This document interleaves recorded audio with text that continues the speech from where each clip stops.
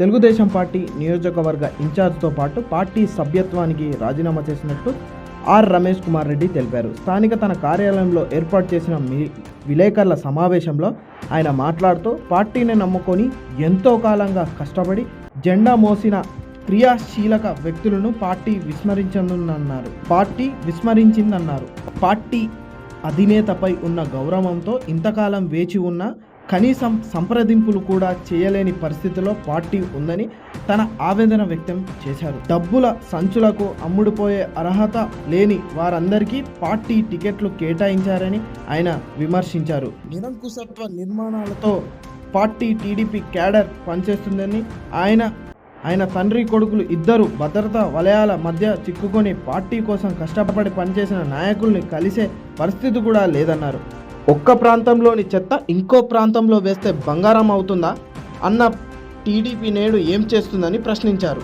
ఈ నియంత పోకడలను వ్యతిరేకించే సమయం ఆసన్నమైందని, రాబోయే ఎన్నికల్లో నియోజకవర్గంలో వైసీపీ గెలుపు కోసం దృఢ నిశ్చయంతో పనిచేస్తానని రమేష్ కుమార్ రెడ్డి తెలిపారు. ఈరోజు ఉగాది రోజున నేను తెలుగుదేశం పార్టీ ప్రాథమిక సభ్యత్వానికి నియోజకవర్గ ఇన్ఛార్జిగా ఉండే బాధ్యతల నుంచి తప్పుకుంటున్నాను. ఇది తెలుగుదేశం పార్టీకి ఆల్రెడీ పంపించడం జరిగింది. పత్రికాముఖంగా ఈరోజు తెలియజేస్తున్నాను. గడిచిన 45 రోజుల నుంచి మొట్టమొదటిసారిగా ప్రెస్ సమావేశం ఏర్పాటు చేయడం ముఖ్య ఉద్దేశం, ఎన్నికలు సమీపిస్తున్న తరుణంలో తెలుగుదేశం పార్టీ నిరంకుశ విధానాలు ఒక్క నియోజకవర్గంలో కాదు, రాష్ట్ర వ్యాప్తంగా దాదాపు 40-50 నియోజకవర్గాల్లో తెలుగుదేశం పార్టీకి సంవత్సరాల తరబడి పనిచేసిన వ్యక్తులను విస్మరించి బయట పార్టీల నుంచి ఈ పార్టీకి తీసుకొని టికెట్లు ఇవ్వడం, ముఖ్యంగా డబ్బులు చేతులు మారినాయనే విషయాన్ని రాష్ట్ర వ్యాప్తంగా కూడా ప్రజలందరూ కూడా గమనిస్తున్నారు.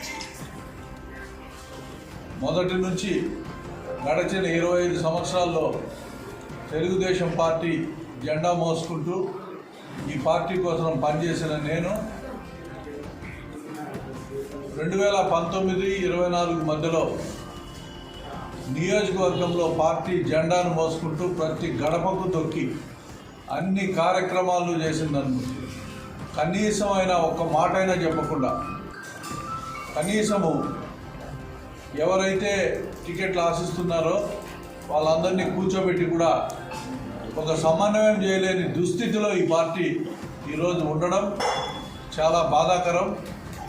మరి ఈ పార్టీ తీసుకున్న అన్ని విధానాలు కూడా ఒకసారి తెలుగుదేశం పార్టీలో చాలా సాంప్రదాయాలు వీళ్ళు మర్చిపోయినారు. టికెట్లు ఇవ్వడము, పార్టీలో అభ్యర్థులను పోటీ చేయించడం అనేది చంద్రబాబు నాయుడు గారి ఇష్టం. ఆయన పార్టీ, ఆ పార్టీ ఆయనది కాబట్టి ఆయన ఎవరినైనా తెచ్చుకోవచ్చు.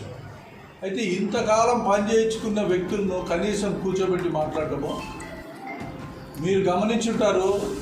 ఫిబ్రవరి 24వ తేదీ ఇక్కడ అభ్యర్థిని వాళ్ళు ప్రకటిస్తే ఈ రోజు వరకు ప్రతి పత్రికల్లో కానీ ఇంకో చోట కానీ నేను ఈ రాజకీయ ప్రస్తావనలు ఎక్కడా తీసుకురాలేదు. కేవలం ఒక పార్టీని గౌరవించాలి కాబట్టి, ఆ పార్టీ అధినేతను గౌరవించాలి కాబట్టి ఓపికగా కూర్చుంటే ఈ రోజు వరకు కూడా కనీసం మనం కూర్చొని మాట్లాడుకున్నాము, మనం ఏ విధంగా దీన్ని ముందుకు తీసుకుపోదాము, ఒక తప్పు జరిగిందో, ఒక రైట్ జరిగిందో, లేకుంటే అతనే చాలా గెలవగల సత్తా ఉన్న క్యాండిడేటో కన్విన్స్ చేయాలనో, నన్ను ఒక్కనే కాదు, నాతో పార్టీ కొత్తగా పార్టీలో చేరిన వ్యక్తులు ఎక్స్ఎమ్మెల్యేలు ఉన్నారు, ఎవరిని కూడా సంప్రదించుకున్నారు.